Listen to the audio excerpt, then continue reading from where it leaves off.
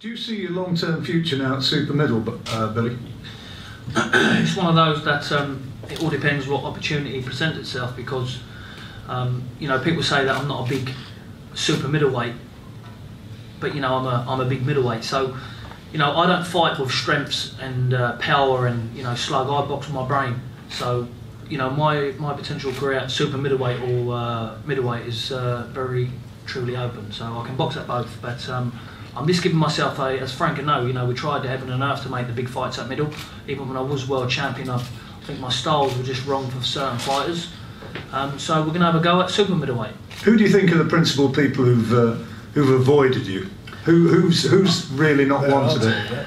You know, I think that Frank Warren, you know, he knows every single time he's put a phone call through to me and said, like, the Canelo fight's happening, I've signed. The Golovkin fight's happening twice, I've signed. The Eubank fight happening, I've signed. I think that people just wait for me to get that little bit of age settle in where, you know, I'm not as good, as my reflexes ain't as good anymore. But what they don't realise is I'm just coming in my prime now. I'm 29, you know, I've not got miles on the clock. Out of my full 27 fights, if I took 10 good punches, I suppose that's a lot. And I've been in with some good opposition, so I'm just settling into my prime now, and I'm going to show people this year what I've got. So if they don't want to fight me this year, I'll just beat whoever they put in front of me.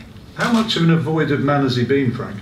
He's very avoided. He's, you know, what Bill just said, we signed twice to fight Golovkin. They sent the contracts over, we returned them. He pulled out after the Danny Jacobs fight. Golovkin said that they were going to wait for Canelo, they were going to fight the summer, so that didn't happen. Canelo doesn't want to fight him. You know, I know that, and I know that from his team.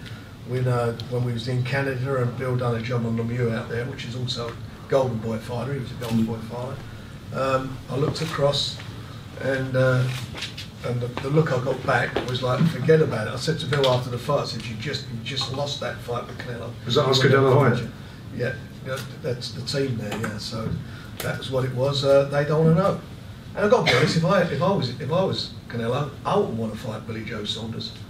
I wouldn't want to fight. Bill's a very, you know, you look at him, as you just said, he's taken 10 big punches in his career, he's been in control of all of his fights, even when he's been in fights where he's been unfit. And I mean that with great respect. You know, where he's had, like the fight up in Scotland, which wasn't, as he said, wasn't Ben's fault. But you look at those fights, he's won them all. Even, was it about a month ago, we were trying to make the fight with Eubanks. And Eubanks, they don't want to know. No matter what they say, what excuse they put up, they didn't want to know. You know why they don't want to know? Because he knows he'll get beat. I don't see any fighter that's lost a fight, that has a chance to make a rematch, to set the record straight, who doesn't take it. They want it, they want to do it. They did not want it at all in any circumstances.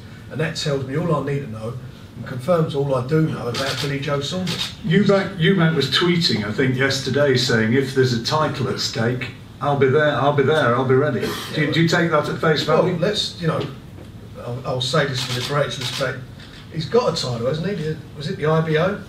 So they would, well, okay, I agree with you, but he's got a title. Listen, that's what they sold the fight on. The last fight he had, they sold it on for an IBO title.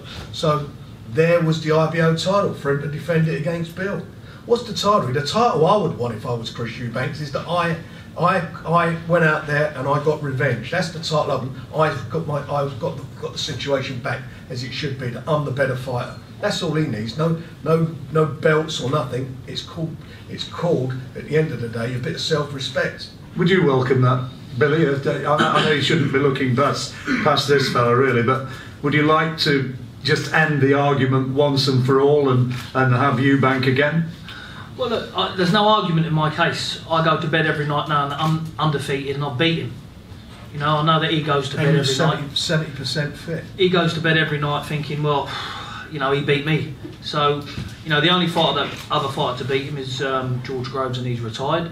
I'm the only active fighter there who's beat him. And, you know, if that fight was to come across and present itself in the right circumstances and it made sense for everybody, 100% it could happen. But at the moment, I've got a job to do on my opponent sitting over here, and I know this man's coming to take my head off. So, you know, he's up against it. I know what it's like to walk in the lion's den, as I did in Canada and been in a few other places.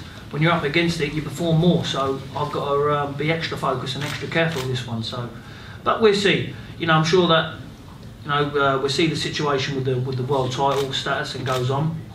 I'm sure it'd be easier fight to make with the world title, but you know, if not, like I say, I'm open to any super middleweight or any middleweight in the world.